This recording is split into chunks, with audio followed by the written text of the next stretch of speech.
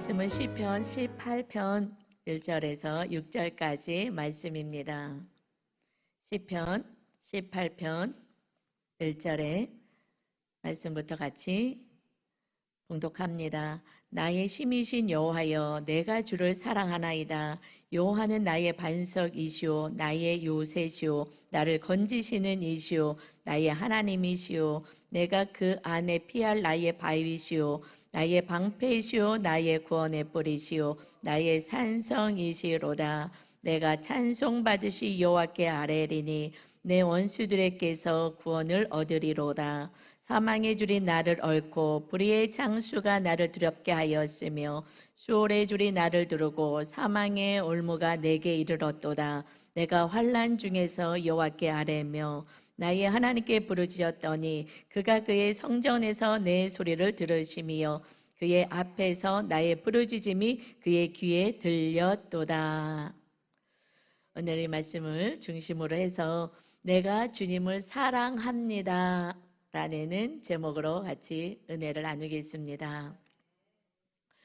이 내가 주님 사랑합니다 하는 고백, 오늘 이 본문의 말씀은 다윗의 시입니다. 하나님께 중보하며 신앙 고백을 드리는 이 기도이죠.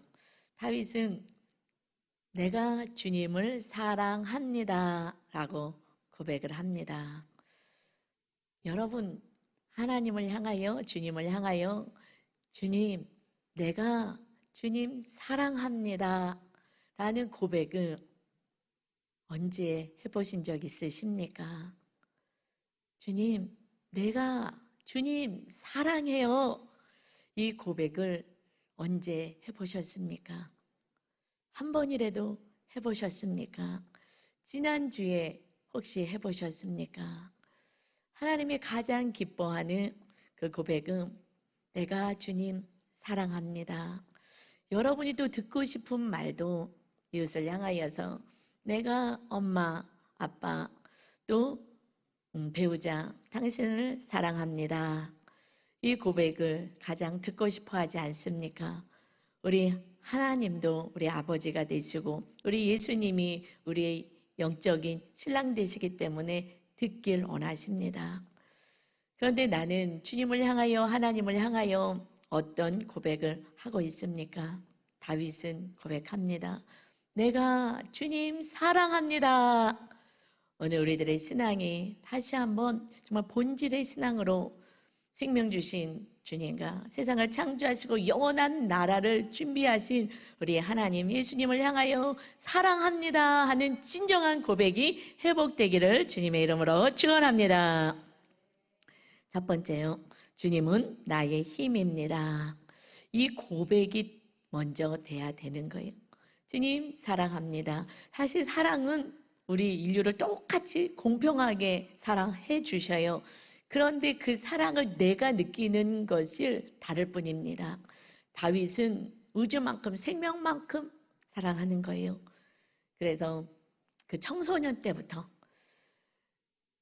그 전쟁에, 블레셋과의 전쟁 속에서 적군이 골리앗이 나와서 하나님의 이름을 망령되게 일컬으면서 한 명 나와서 나랑 싸우자 할 때 그 심부름을 보낸 그 막내 다윗이 하나님의 이름을 망령되게 여기는 것을 참을 수가 없었어요. 내가 사랑하는 그 하나님의 이름을 이것들이 함부로 얘기하다니. 그리고 생명을 내어놓는 사랑을 합니다. 왕도 모든 그 형들도 장군들도 다 이 목숨 벌벌 떨고 있는데 그 소녀는 그 주님을 너무너무 사랑하기에 정말 내 생명만큼 이상으로 사랑하기에 내 생명을 내어놓는 그 전쟁에 골리앗을 향하여서 나가겠습니다. 말려도 아닙니다. 하나님은 살아계십니다. 나의 힘이 되십니다. 그 고백의 삶을 살았기에 그는 나갈 수가 있었어요. 정말 그 사랑은 어마어마한 사랑을 다윗은 했기 때문에 그 하나님의 사랑을 압니다. 우리가 하나님의 사랑을 느끼지 못해 나는 하나님을 사랑하지 않는 거고요. 하나님의 사랑이 요만큼 느껴지면 나는 하나님을 요만큼 사랑하는 거예요. 다윗은 목숨처럼 사랑했기 때문에 나는 주님을 사랑합니다. 생명만큼 사랑합니다. 우주만큼 사랑합니다. 고백하죠. 그것은 오늘 첫 번째 주님 나의 힘입니다. 이 삶의 현장에서 이 고백이 있었기 때문에 사랑을 경험하고 체험할 수 있었다는 것입니다. 그래서 오늘 다시 본문 말씀 봅니다. 시편 18편 1절입니다. 나의 힘이신 여호와여 내가 주를 사랑하나이다. 사랑하는 그 전문에는 무슨 말씀이 있어요? 나의 힘이 되신 여호와여. 나의 힘이 되셔서 나를 돌봐주신 그 하나님을 경험한 고백이 사랑합니다의 고백인 것입니다. 여기서 나의 힘이라는 것은 언어로 헤제크라고 해요. 나의 도움이십니다. 다른 것이 나의 도움이 아니라 우리 하나님이 나의 도움, 나의 힘이 되십니다. 실제로 그렇게 살았기에 주님 사랑합니다 경험했기 때문에 고백하는 거예요. 그렇게 살았는지 어떻게 하냐고요? 2절의 고백을 보면 압니다. 다윗은 이렇게 고백해요. 여호와는 나의 반석입니다. 나의 요새시고 나를 건지시는 이시고 나의 하나님 한 분밖에 안 계신 신이시며 내가 그의 안에 피할 나의 바위가 되십니다. 나의 방패가 돼서 적으로부터 모든 공격을 막아주십니다. 나의 구원의 뿔 신과 능력이십니다. 나의 산성 높은 곳에서 나를 보호해 주십니다. 지켜주십니다. 나의 힘이 되신 여호와여 나의 도움이십니다. 우리는 성경에 기록되어 있어요. 그래서 막 때로는 안 믿어지니까 나의 힘이신 하나님 나의 도움이십니다. 그리고 일주일의 삶은 안 믿어지니까 내 힘과 내 노력으로 살아갑니다. 그러나 다윗은 이렇게 여러 가지의 언어로 표현하는 것은 그 삶 가운데 늘 하나님의 도우심을 경험했기 때문에 이렇게 다양한 고백은 이것을 그냥 한 줄의 개념의 의미로 하나님이 힘이 되고 도움이십니다. 기록되어 있습니다. 머리로 아는 그런 신앙이 아닌 삶에서 경험되어졌기에 이렇게 구체적으로 삶의 현장에서 만났던 하나님, 도움의 하나님, 힘이신 하나님을 경험하기에 고백하는 것입니다. 여러분의 입술의 고백을 통해서 여러분이 얼마나 하나님을 의지하고 얼마나 하나님 앞에 나오는지를 알 수 있어요. 일주일의 삶 가운데 원망이 더 많았다면 하나님을 의지하지 않고 하나님 앞에 나가지 않았기 때문에 내 힘으로 살래니 지치고 힘들어서 원망이 나오는 것입니다. 그래서 3절의 그의 고백은 내가 찬송 받으시 여호와께 아뢰리니 찬송 받으시 그 하나님께 기도합니다. 내 원수들에게서 구원을 얻으리로다. 구원해 주세요. 구원해 주세요가 아닌 구원을 얻습니다. 하나님만이 나의 힘이요 도움이요 나의 어떤 원수와 어떤 상황 속에서도 나를 구원해 주십니다. 믿음의 고백에 기도를 올리는 거예요. 어떻게 이렇게 될 수 있었냐고요? 삶의 현장에서 그 적군이 형들이 지금 전쟁에 나가 있는데 거기 심부름 먹을 거 주러 형들 먹을 거 주러 갔는데 그 삶의 현장에서 나의 힘이신 하나님을 실제로 믿기에 왕도 무서워서 못 가는데 그 소년이 나가는 거예요. 우리는 아는 것이 믿음이 아니라 삶의 현장에서 살아내는 그 행함이 믿음인 거예요. 그래서 행함이 없는 믿음은 죽은 것이다.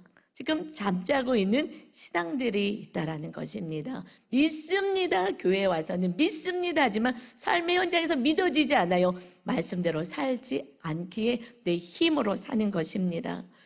그런데 어떻게 보면 다윗은 고난이 심했어요. 막 사망이 죽음을 느끼는 고난 가운데 있었어요.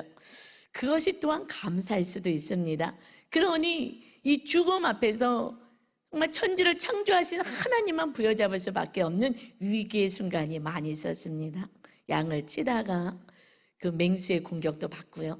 곰도 오고 사자도 오고 그런데 그 양을 치면서 자기보다 힘이 센 그런 짐승들도 하나님께 기도했었다는 면 막아주시고 또 사울 왕이 아무 잘못도 없는데 그 나라를 지키고 생명을 바쳐서 골리앗과 싸워서 승리를 했더니 이 백성들이 다윗을 살아서 왕으로 혹시나 세울까 봐 다윗을 죽이겠다고 왕이 3,000명씩 풀어서 잡아오게 하고, 그러니 도망 다니는 신세가 되었습니다. 왕이 죽이겠다고 하면, 우리 대통령이 죽이겠다고 잡아오라고 하면은 그거 뭐 잡혀지지 않겠습니까? 그러는데 그 작은 나라에서 어디서 숨겠습니까? 그냥 하나님 품 안에 숨을 수밖에 없었던 거예요. 그래서 우리들이 지금 고난 가운데 있습니까? 잘 훈련 받으시면 정말 다윗과 같은 이러한 큰 믿음으로 세워져서 하나님을 영화롭게 하는 자가 될 줄 믿습니다. 우리는 산 가운데서 살아내는 것이에요. 그렇다고 고난이 있다고 다 하나님 앞에 나오지 않습니다. 하나님을 사랑하는 자였어요. 하나님을 의지하는 자, 하나님께 기도하는 자였기 때문에 그렇습니다. 그래서 4절에 보니까 사망의 줄이 나를 얽고 불의 창수가 나를 두렵게 하였으며 수월의 줄이 나를 두르고 사망의 올무가 내게 이르렀도다.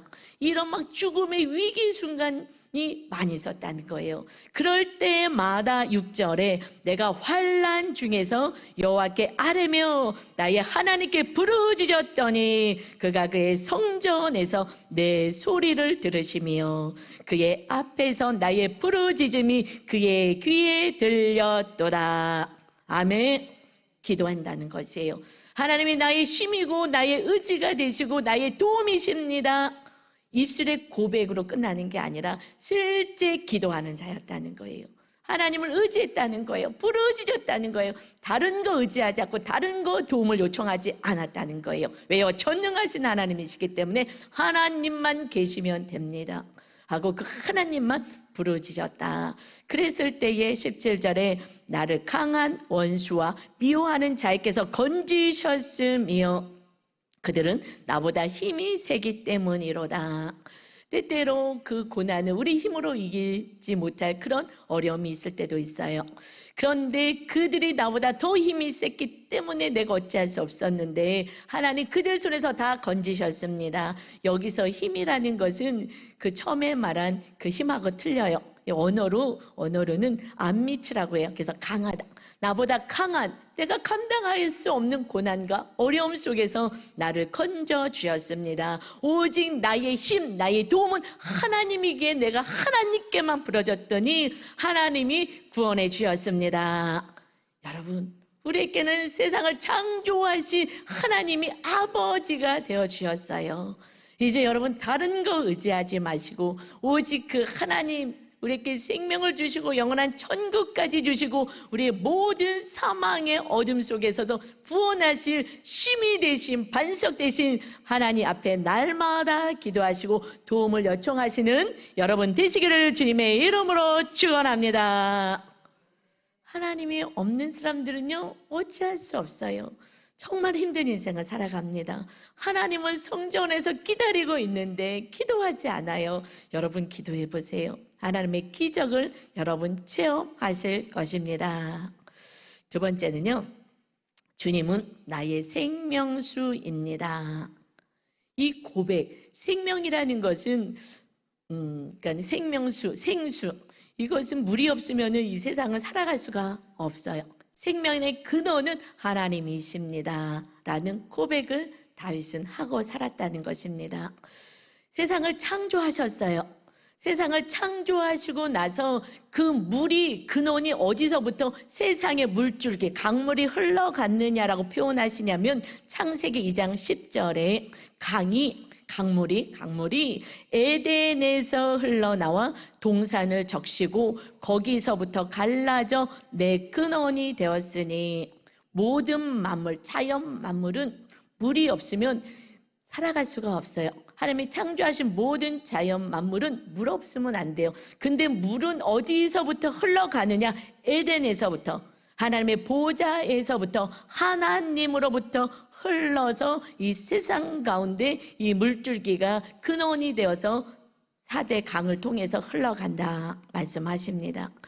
다윗은 나의 생명수, 내 생수가 되시는 하나님만 의지합니다. 그래서 그 보좌에 나서 하나님으로부터 생명수의 물을 마시고 안식과 기쁨으로 살아갔습니다.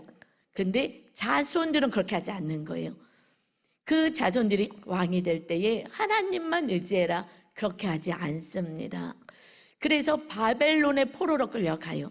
전쟁이 왔는데 하나님이 막아주지 않으셨어요. 이러다가 완전히 멸망에 이를 것 같으니, 그래, 나를 의지하지 않고 나에게 나와서 기도하지 않고 내가 너를 지켜주겠다고 성전이 세워져서 보호하고 있어도 나에게 나오지 않느냐? 그래, 그럼 한번 너희 힘으로 살아봐라. 결국 그들은 전쟁에서 멸망당하고 포로로 끌려가요. 그럼에도 불구하고 하나님은 그래도 너희가 회개만 하고 70년 후에 돌아오게 될 거야. 회개하는 영혼들은, 우리는 영원히 망하지 않아요. 이것이 은혜인 것입니다. 이제 하나님 안에 있으면, 회개만 있으면 다시 회복의 역사가 있습니다. 그런데 멸망의 그 사건에 대해서 정확히 기록하고 있어요. 이것이 우리들의 삶의 고난과 멸망의 사건을 말씀하는 것이 예레미야 2장 13절 말씀에 보면, 그래서 마지막에 유다 나라가 멸망당할 때에 예레미야 선지자를 보내는 눈물의 선지자, 왜냐하면 망하는 걸 봐야 되기 때문에 눈물의 선지자라는 예레미야 선지자를 통해서 하나님의 마음을 전합니다. 성경은 하나님의 마음 생각인 거예요. 그래서 하나님의 마음과 하나님의 뜻이 무엇인지를 날마다 받아야 되는데, 뭐라고 정확히 말씀하시냐? 예레미야 2장 13절입니다. 내 백성이 두 가지 악을 행하였나니 곧 그들이 생수의 근원되는 나를 버린 것과 하나님을 버리고 스스로 웅덩이를 판 것인데 그것은 그물을 가두지 못할 터진 웅덩이들이다. 그것을 내 힘으로 아무리 살아보려 그래도 그것은 밑빠진 독이야. 그래서 거기에는 담아지지가 않고 아무리 수고하고 노력해도 밑 빠졌기 때문에 계속 흘러나가 버리고 그 생명수 물을 먹을 수가 없는 헛것이다 말씀하셔요. 생수의 근원이 되는 생명의 물을 마셔야지 시들지 않고 푸르 청청한 열매 맺는 인생인데 하나님을 버린 거야. 생명의 근원 되는 하나님을 버린 거야. 그리고 스스로 웅덩이를 파가지고 그리고 다른 우물에 물을 걷다가 채우려고 했다. 거기는 채워지지 않아.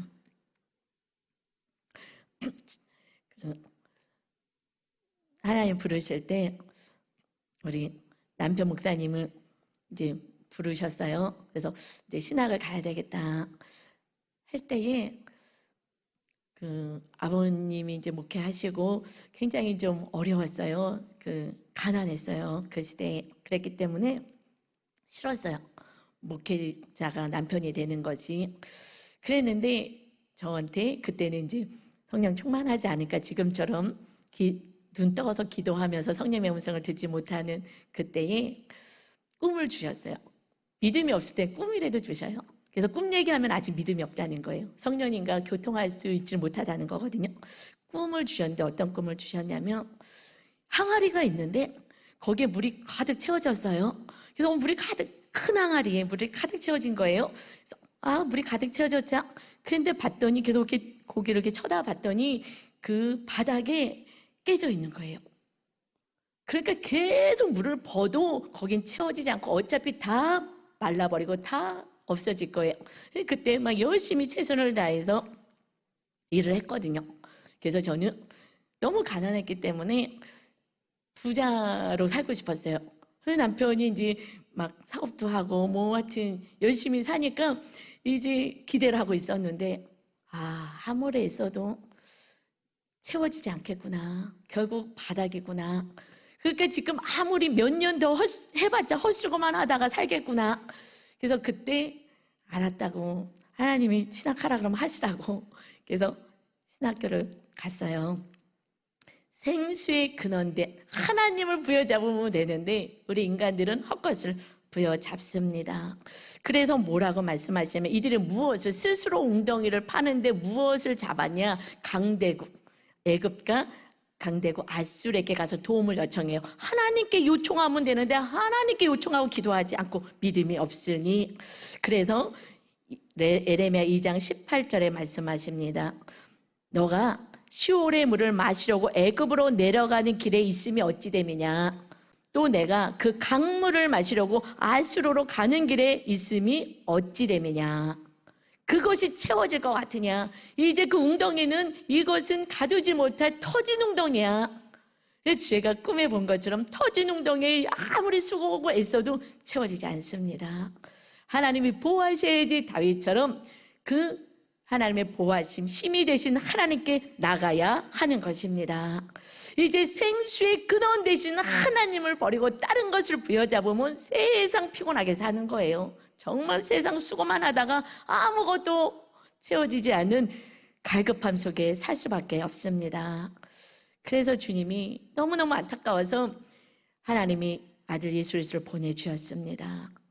그래서 이제 우리 안에 성전을 세우셔서 우리 안에 주의 성령님 주님이 임하셔서 생수를 찾으러 다니지 않고 우리 안에서 솟아나게 하시는 은혜의 자녀로 부르셨어요. 예수님이 말씀하십니다. 요한복음 7장 38절입니다. 나를 믿는 자는 성경의 이름과 같이 그 배에서 생수의 강이 흘러나오리라 하시니 이는 그를 믿는 자들이 받을 성령을 가르쳐 말씀하신 것이라. 여러분, 이제 우리가 구원받아서 예수님을 믿고 이제 우리가 죄사함을 받아서 하나님의 자녀가 되면 물과 성령으로 거듭나야 하는 거예요. 이제 주님 성령님이 내 안에 거하셔요. 물로 회개하여서 하나님의 말씀 따라 말씀 붙잡고 살아가면, 그래서 물은 회개를 의미하고 말씀을 의미해요. 그래서 말씀을 붙잡고 회개하는 자가 말씀을 붙잡고 성령님의 인도하심을 살아가는 자가 하나님의 나라에 거한다 하십니다. 여러분, 우리 배에 이제 무엇이 있다고요? 생수가 있다고요? 아니요. 생수의 강이 있는 거예요. 주님이 생명의 주님 자체가 이제 임하신 것입니다. 영으로 임하신 것입니다. 이제 물 들어갈 필요가 없는 거예요. 갈급하다고 힘들다고 어렵다고 죽을 것 같다고 다른 데 쫓아가면 안 되는 거예요. 그럼 오히려 바벨론의 포로로 끌려가는 고난의 그 심한 고난이 오는 것입니다. 하나님께 나와서 부르짖어 나의 힘은 오직 나의 도움은 하나님밖에 없습니다. 고백하셔야 되는 것입니다.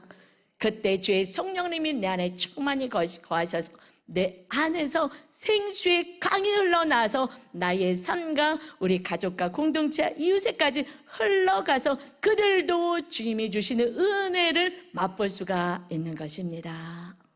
우리는 이제 축복의 통로가 된 거예요. 제가 한 3년 전쯤인가요? 간증했죠.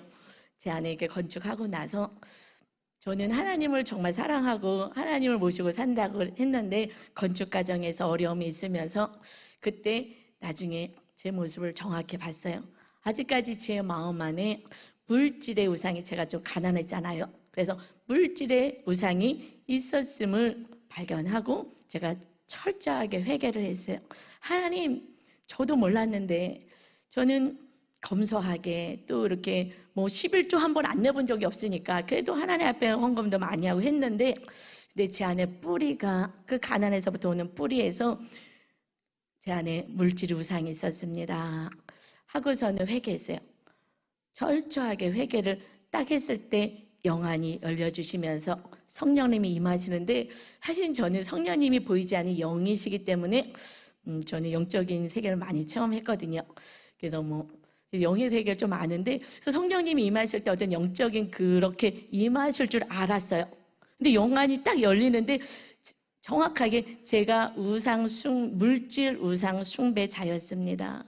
하나님, 저도 몰랐네요. 정말 잘못했습니다. 왜냐하면 주님이 말씀하시거든요. 하나님과 물질을 겸하여 섬길 수 없다. 결국 마지막 순간에는 물질이 우상인 것을 알게 될 거예요. 우상 뭐 산당 다 빼고 나면. 근데 저도 이제 그래서 회개를 딱 해는 순간 물질이 우상 숭배자였습니다 라고 고백할 때 영안이 확 열리면서 보좌가 내려왔어요. 제가 그때 보좌 내려왔다고 들었죠. 보좌가 짱짱짱짱 해갖고 저 안에 영적으로 이제 영안이 확 열려서 하나님 보여주셔서 여러분한테 전해주라고 하신 것 같아요.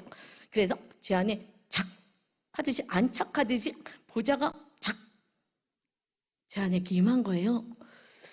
그래서 제가 그때 보좌가 임했지? 궁금했어요. 왜냐하면 생수의 강이 근원되는 하나님이 성령님이 임하시니 보좌에 계신 주님이 임하시는 거예요. 그래서 내 안에서 내가 성령 충만해서 이것이 아니라 성령님이 계시니까 내 안에서 흘러나가는 것입니다.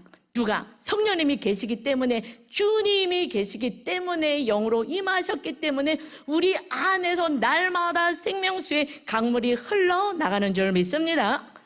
그러고 나서 제가 영적인 그 수준이 확 올라갔어요.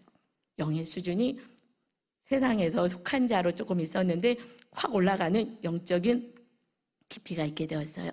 그러면서 말씀이 좀 많이 열리기 시작했습니다. 여러분, 이것이 생명수 강이 성령 하나님이 이제 우리 안에 임하셨습니다. 근데 저는 모태신앙이었고 아버님이 목사님이었고, 그리고 한 번도 교회 빠진 적도 없고 열심히 했는데 이론으로는 알았어요. 그런데 삶으로는 몰랐어요. 왜냐하면요, 물과 성령으로 살질 않았어요. 이 말씀으로 살질 않았어요. 예배 때 알고 기도하고 필요한 거 기도만 하고, 그리고 삶은 내 삶으로 살았어요. 내 힘으로 살았어요. 말씀 따라 사는 훈련을 저는 받지를 못했어요. 그래서 그냥 교회 가서 말씀 들으면 땡이었어요. 근데 말씀을 여러분이 안 보기 시작하면 여러분 장님처럼, 영적인 장님 기머거리처럼 살아갑니다. 어디가 비시고 어떻게 가야 되는지 모르고 맨날 더듬더듬 하다가 웅덩이에 빠지고 넘어지고 못 살겠네 이놈의 인생 하고 얘기하는 거예요. 이제 여러분 성령의 전이 되었습니다. 성령님을 모셔야 합니다. 말씀대로 살 때 성령님이 그때 임하신 거예요. 성령 충만은 말씀 충만인 것입니다. 그래서 성경책 맨 끝에 계시록의 22장 맨 마지막 장에 이렇게 말씀하셔요. 또 그가 수정 같은 맑은 생명수 강을 내게 보이니 하나님과 및 어린 양의 보좌로부터 나온다. 그래서 이 보좌가 제 안에 임했다는 것을 영적으로 정확히 보여주신 거예요. 그 보좌에서부터 생명수의 강물이 흐르는 거예요.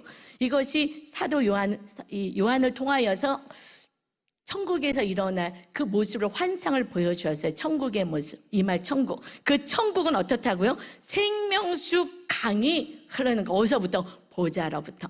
그래서 2절에 길 가운데 흐르더라. 지금 앞으로 임할 하나님의 나라를 보고 먼저 알려주신 거예요. 그 강 좌우에 생명나무가 있어 12가지 열매를 맺되 달마다 그 열매를 맺고 그 나무 잎사귀들은 만국을 치료하기 위하여 있더라. 그 강 좌우에 생명수 강이 어디서부터 흘러나와요? 주님의 보좌로부터 생명이 흘러나오는데 그 옆에 생명나무가 있고 열매들을 맺는 거예요. 우리 안에 주의 성령님 주님이 계셔야지 우리는 성령의 열매를 맺히며 모든 치료, 그 잎사귀가 만국을 치료한다. 우리들은 모든 삶의 영역에서 치료하시는 분은 오직 성령 하나님 주님이신 줄 믿습니다. 우리 힘으로 살아갈 수가 없습니다. 우리는 보이지 않는 마귀와도 싸울 수가 없어요. 보이지도 않는데. 그래서 우리는 성령 하나님의 능력과 힘으로 살아가셔서 날마다 승리하시는 여러분 되시기를 주님의 이름으로 축원합니다. 그렇게 된 인생은 세 번째, 성전에서 주님을 찬양하기를 원합니다 하는 고백을 합니다. 우리 안에 성전이 세워져서 날마다 찬양하고 기뻐합니다. 뿐만 아니라 주님의 몸된 교회를 주님이 세워주신 이 교회에 와서 주님 찬양하기를 원합니다. 예배하기를 원합니다. 주의 전을 사모하게 됩니다. 다윗은 한 가지 기도 제목이 있습니다. 내 평생에 한 가지 기도 제목이 있습니다. 여러분 질문할게요. 여러분 평생에, 내 평생에 한 가지 기도 제목은 무엇입니까? 여러분 평생에 내가 기도하는 한 가지 기도 제목이 있다면 무엇이겠어요? 어제 나오나 영원토록 그 한 가지를 위해서 다윗은 내 평생에 기도합니다. 생각하셨죠? 다윗은 이것을 기도합니다. 시편 27편 4절입니다. 내가 여호와께 바라는 한 가지 일 그것을 구하리니 기도합니다. 곧 내가 내 평생에 여호와의 집에 살면서 하나님과 함께 살면서 여호와의 아름다움을 바라보며 그의 성전에서 사모하는 그것입니다. 다윗은 내 평생에 한 가지 기도 제목이 있어요. 여호와의 전에서 하나님의 아름다운, 그렇게 신실하시고 인자하시고 사랑에 많으신 전능하신 나의 힘이 되신 하나님의 그 고귀하신 아름다움을 날마다 바라보며 성전에서 하나님을 사모하는 것입니다. 하나님을 찬양하는 것입니다. 이것이 다윗의 평생의 기도 제목 한 가지입니다. 여러분, 우리들의 기도 제목하고 좀 수준이 틀리죠? 어떻게 이렇게 고백할 수 있어요? 그는 이미 주님이 어떤 분이신지 아는 거예요. 그 주님을 너무너무 사랑하는 거예요. 내 생명이신 주님, 내가 구하지 않아도 응답하시고 구할 때마다 응답해 주시고 생명을 주시고 영원한 천국을 예비하신 그 하나님을 찬양하는 것입니다. 내가 만든 하나님이 아니라 그 하나님이 어떠신 분인지를 삶을 통해서 경험이 되는 거예요. 그는 살아내는 자였어요. 그래서 하나님은 다윗을 통하여 내 마음에 합한 자다. 내 뜻을 다 이룰 거야. 하나님이 오른쪽으로 가라는데 싫어요? 못 가겠어요? 하나님의 말씀대로 안 살면 하나님의 뜻은 이룰 수 없습니다. 우리 세 계명이 서로 사랑하라잖아요. 여러분, 사랑이 돼요? 배우자가 돼요? 부모가 돼요? 자녀가 돼요? 대통령이 돼요? 누가 돼요? 사랑이 안 되잖아요. 계명 하나 줘도 안 되잖아요. 근데 다윗은 그렇게 했어요. 서로 사랑 충만히 했지요. 나를 죽이려고 했던 그 사울 왕가의 그 자손을 찾아서 그들을 왕자의 자리까지 올려줍니다. 정말 원수까지 사랑하는 거예요. 그래서 말씀을 그대로 실천하는, 왜요? 하나님을 사랑하기 때문에 사랑하는 만큼 순종하는 거예요. 제가 여러 번 간증에 얘기했지만 제가 쉼터에서 아이들 돌볼 때에 한 20년 전쯤에 아이가 여자애가 그때만 해도 이렇게 염색 잘 안 했거든요. 그런데 학교 이제 그만두고 이제 쉼터로 왔는데 머리를 노랗게 물들였는데 까맣게 물들이면 그 여학생이 너무 이쁠 것 같은 거예요. 이제 학교도 복학시키고 할 건데. 그래서 야, 노랗게 물들인 머리보다 까마면 더 이쁠 것 같아. 너 얼굴도 이쁜데 정말 이쁠 것 같아. 하도 얘기해도 이 아이가 안 들었어요. 이게 더 이쁘다고, 이게 훨씬 이쁘다고, 내 패션이라고 막 그랬는데 어느 날 까맣게 물들였어요. 머리를 염색해서. 너무 이쁘지 않아요? 그래서 너 너무 이쁘다. 그래서 그래도 이렇게 소장님 말 잘 따라줘서 고맙다. 그랬더니 고개를 쳐들면서 아닌데요? 내가 사귀는 오빠가요? 까맣게 하면 이쁠 것 같다를 산 거예요. 라고 얘기했어요. 그 오빠를 사랑하는 거예요. 걔는. 사랑하는 말을 들어요. 저는 밥 먹이고 다 돌봐주는데도요, 말 안 들어요. 부모님이 아무리 해줘도 아이들이, 자녀가 부모님을 사랑해야 말 들어요. 그때부터 철나야지 말 듣거든요. 그래갖고 그 사랑하는 그 오빠 언제 만났다고 그 오빠가 이쁠 것 같다고 하니까 듣습니다. 다윗은 우리가 하나님을 사랑하는 만큼 하나님의 말씀을 따라 삽니다. 저는 하나님을 사랑해요. 많이 사랑하거든요. 그래서 저는 계명대로 정말 사랑하고 살려고 애를 써요. 그리고 하나님의 뜻대로 살려고. 그렇지 않으면 하나님이 또 슬프시니까 하나님을 또 슬프게 할 수는 없어. 내 죄값을 이미 다 치러주셨는데. 그래서 제가 저 자신을 오히려 금식이라도 하면서 제 고집을 꺾어요. 그리고 하나님의 말씀대로 살려고 힘을 씁니다. 다윗은 성전을 사모하는 자였어요. 하나님을 사랑하는 거예요. 하나님을 너무너무 사모하는 거예요. 하나님이 어떤 분인지 아는 거예요. 저도 주님이 나에게 생명을 주신 그 주님 정말 너무너무 사랑하는 거예요. 내가 아무리 잘못해도 끝까지 용서해 주시고 끊임없이 돌봐주신 그 주님의 사랑이 저는 너무 크기 때문에 제 안에 성전 세우려고 힘을 씁니다. 그래서 우리 교회 표어가 성령님 성전 되는 게 금년에 우리 표어예요. 그래서 지금 양육하고 산당을 찾아요. 그 거짓된 심년들, 부모로부터 잘못 양육받은 것들, 세상의 가치가 이것이 산당처럼 왔잖아요. 이것을 무의식의 세계라고도 심리학에서는 표현하는 것이 성경에선 산당이다 표현하죠. 이것 때문에 온전히 사랑이 안 되는 거 막 찾고 지금 열심히 하고 있습니다. 여러분, 이 다윗은요, 성전 세우기를 힘쓰는 거예요. 이것이 가장 우리들이 힘써야 되는 것은 성전 세워야 되는 것입니다. 그래서 사무엘하 7장 2절에 보면 다윗이 왕이 되었어요. 그래서 읽어볼게요. 같이 봅니다. 왕이 선지자 나단에게 이르되 볼지어다 나는 백향목 궁에 살거늘 하나님께는 휘장 가운데 있도다. 하나님의 성전이 너무 세우고 싶은 거예요. 나는 이렇게 편하고 좋은 곳에 있는데 하나님의 성전은 지금 휘장. 왜냐하면은 출애굽할 때에 성막지어라서 이동하기 때문에 텐트에 거하셨어요. 그런데 이제 딱 정착했어요. 가나안 땅에, 젓가 끓이는 땅에 있는데도 자기네 집 짓기 바빴지 하나님의 거하실 성전에 관심 없어요. 그런데 다윗만 지금 왕이 되고 나서 그래서 힘이 있을 때에 나는 성전 세기로 원합니다. 그럴 때 하나님이 뭐라고 말씀하시냐면요, 정말 감격하세요. 너가 내가 살 집을 짓겠느냐. 12지파 가운데 다윗은 그 유다 지파 가운데 속해 있거든요. 그 아버지가 유다였어요. 그래서 12지파들에게 그 땅을 가나안 땅을 다 나눠주어서 하면 나라를 그 12지파 가운데 어느 지파에게도 내가 내 집을 지어달라 하지 않았다. 그런데 너가 짓겠느냐. 그래서 그 유다 땅에 유다 지파 그 땅에 성전이 세워지는 거예요. 그리고 그곳에 다윗의 그 계보 가운데 예수 그리스도가 오셔서 그 눈에 보이는 성전이 세워졌으나 이제 예수님을 통하여 성전을 세우러 예수님이 오신 것입니다. 어디에? 이제 예수님을 믿는 우리들의 마음의 성전을 세우려고 유다 지파 다윗의 후손 예수여, 그 예수님이 오신 거예요. 하나님은 다윗이 왜 기뻐요? 성전 세워서 하나님의 중심으로 살고 하나님부터 나오는 생수의 은혜를 누리고 살기를 원했기 때문에 그렇습니다. 그래서 요한복음 2장 21절에 사람들이 예수님을 향하여 표적 보여달라고 해요. 표적. 그러나 예수는 성전된 자기 육체를 가리켜 말씀하신 것이라.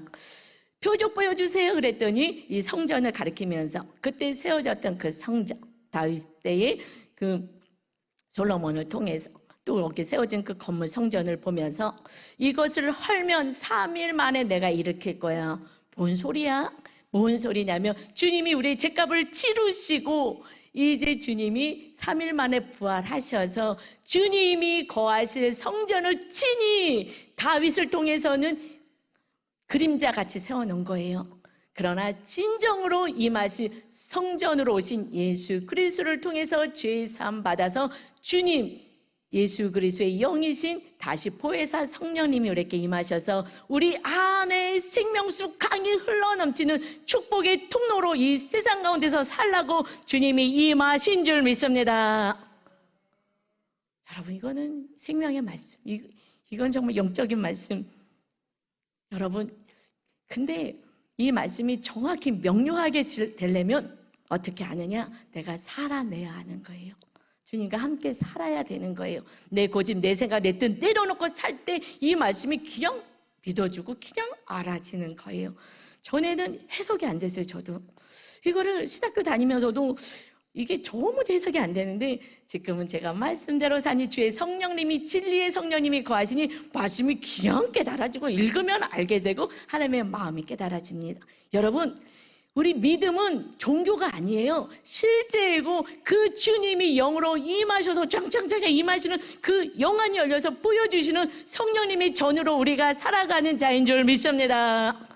그런데 뭘 염려하십니까? 뭘 걱정하십니까? 주님과 함께 살아가는 정말 영의 사람, 성령의 사람이 되셔야 합니다. 그러기에 시편에서 찬양만 있는 인생인 거예요. 우리들의 이 앞으로의 인생은 어떤 인생이냐? 시편 150편 1절 전체 다 읽을 건데 몇 절만 읽을게요. 같이 읽습니다. 우리들의 삶이 이제 이렇게 돼야 돼요. 같이 큰 소리로 우리 하나님께 신앙 고백합니다. 할렐루야! 그의 성소에서 하나님을 찬양하며 그의 권능의 궁창에서 그를 찬양할지어다. 그의 능하신 행동을 찬양하며 그의 지극히 위대하심을 따라 찬양할지어다. 쏘고 치며 춤추어 찬양하며 현악과 통소로 찬양할지어다. 호흡이 있는 자마다 여호와를 찬양할지어다. 할렐루야! 우리들의 인생은 이미 이제는 찬양의 인생인 거예요. 여러분, 왜 염려하십니까? 주님을 모셔야 돼요. 성령님을 모시고 사십시오. 여러분이 수고하고 힘써봤자 터진 웅덩이인 것입니다. 그래서 이제 주님을 모시고 사는 저희의 삶에 하나님의 은혜가 충만해요. 저는 이렇게 안 살았어요. 신앙생활이 이거라는 거를 나중에 알아서 저는 원통해요. 왜 누가 안 알려주는 거야? 왜 목사님들이 그렇게 안 살았다고 저는 봐요. 신학교에서 배운 거 알려줬어요. 요즘은요, 주석 얼마나 많은지 몰라요. 해설지도 말고요, 설교가 다 나와 있어서 그거 갖고 그냥 짜집게 하면 돼요. 내가 안 살았기 때문에 온전히 전해주지 못했지 않았나. 물론 그렇게 하신 분 밑에 있었으면 잘 배웠을 것 같은데 저는 이렇게 몰랐어요. 저는 몰랐어요. 그래서 저와 함께 여러분이 살기로 하는데 우리 성도님들이 지금 이렇게 살아가고 있는 거예요. 그래서 저는 여러분 보면 하나님이 좀 영안을 열어주셔서 산당 우상 다 보여요. 근데 얘기하면은 나 믿음 좋은데 왜 그러세요? 믿음 좋으면 삶에서 나타납니다. 우리 지금 열심히 양육받는 한 성도님이 계셔요. 여자 성도님이 결혼하고 아기를 임신했을 때 바로 친정엄마가 돌아가신 거예요. 그래서 그 안에 슬픔이 너무 많았어요. 그러니까 결혼 생활도 행복하지 않고 너무 여러 가지 힘든 상황이었어요. 그래서 이제 우리 교회 온 지 한 2년 됐는데 보니까 정말 약을 먹어야 될 그 마음이 너무 힘든 그 상황을 갖고 있더라고요. 그래서 이제 양육을 잘 받고 했어요. 그런데 저번에 아이에게 그 아기가 이제 커서 지금 만으로 한 4살, 5살 되거든요. 그러는데 하여튼 지금 뭐 말씀대로 가족이 다 양육받고 열심히 지금 하고 있는데 그 엄마의 그 조금 산당 같은 게 많았어요. 엄마가 아주 좀 무섭고 강하셨거든요. 바르게 키워서 훌륭한 자녀로 만들겠다는 그게 좀 굉장히 강하신 엄마였어요. 그래서 지금 이제 산당 찾고 또 딸마다 교회 와서 기도하고 하나님이 또 치료하시고 막 이렇게 해주시는 은혜 가운데 있는데 그 아이가 엄마가 너 사랑해 알지? 그랬더니 알아요. 아기가. 근데 나는 엄마를 552점 사랑하는데 엄마는 나 40점 사랑해. 그러니까 이 사랑이 결핍이 있다라는 얘기거든요. 그때 이제 엄마가 양육할 때 얘기해서 산당을 이제 좀 찾아줬어요. 이것 때문에 그러니까 이렇게 좀 해라 그랬더니 아이의 고백이 충격이잖아요. 그래서 다르게 하고 더 열심히 정말 말씀대로 살려고 몸부림을 쳤어요. 남편은 믿음이 어렸을 때부터 있어서 그래도 견고한 믿음이 있어요. 기본의 본질의 믿음이 있었어요. 그런데 아이가 이번에 그림을 그렸어요. 그리고 그 묵상이 며칠 전에 엊그저께 금요일인가요? 하여튼 올라왔어요. 그러면서 묵상 가운데 내가 너무 말씀대로 살지 않았다. 그래서 회개하면서 이렇게 적용을 했어요. 내용이 너무 길어서 읽어드릴 수는 없고요. 적용을 뭐라 그러냐면 남편에게 묵상을 나누면서 사과하고 그리고 용서를 구하겠다. 그리고 사랑한다 말하겠다. 저녁을 정성껏 차려줘야 되겠다. 이것이 이제 적용이었거든요. 그림 좀 띄워주세요. 그리고 이 아이가 이 그림을 보내줬어요. 이것은 사실 엄마는 좀 많이 그 우울과 이런 것이 좀 있었는데 아이가 맨 밑에서 그림을 그렸어요. 저기 특징은요, 손들이 다 뻗쳐 있어요. 손들을 다 그려서 뭉뚱그리지 않고. 이건 지금 행하고 있다라는 거예요. 아이들이 정확히 행하는 것을 표현하는 거예요. 손발로 지금 섬기고 있는 거예요. 가정이 아빠라 다 손발이 딱 펴져 있죠. 그런데 아이는 맨 밑에 있는데 손이 쫙 뻗어 있어요. 이것은 지금 엄마의 손도 활짝 뻗쳐 있는 거예요. 엄마가 정말 아이를 건강하게 키우겠다고 말씀으로 키우기 시작하고 기도하기 시작했더니 엄마가 제일 핑크야. 엄마가 위에 행복이라고 써있죠. 엄마가 행복이라고 써있고요. 자기는 마음이 지금 기쁨이래. 우리는 마음의 성전 세우기 때문에 마음을 자꾸 체크하거든요. 엄마 마음은 행복해요. 아이가 보아지는 거예요. 다 더 순수하니까. 자기는 그래서 행복해요. 아빠는 사랑이에요. 아빠의 믿음 때문에 그래도 주님의 사랑으로 이걸 다 이겨낸 거예요. 엄마가 널뛰는 모습도 여러 가지를 이겨냈어요. 그랬더니 주님의 그 사랑이 이제 흘러가니 엄마가 또 열심히 기도하고 말씀대로 사니 엄마의 행복은 자녀의 기쁨인 것입니다. 여러분, 자녀 어떻게 키우고 싶냐고요? 남편으로부터 아내가 사랑받고 주님으로부터 사랑받고 그러면 행복해지면 자녀들은 기뻐지고요. 이 머리도요. IQ도요. 잘 막 집중력도 좋아지고 다 개발이 되는 거예요. 엄마가 슬프면 자녀도 슬픕니다. 엄마가 행복하니까 나 너무 기뻐. 이 아이는 건강하게 지금 자라고 있는 거예요. 내 뜻대로 키우지 않습니다. 여러분, 내 뜻대로 키우면 안 되는 거예요. 이 사랑, 주님의 사랑이 이 가정을 키웠어요. 남편이 수고했죠. 이제야 아는 거예요. 이제 넘겨주세요. 그래서 남편에게 사과하고 고맙다고 해야 되겠다.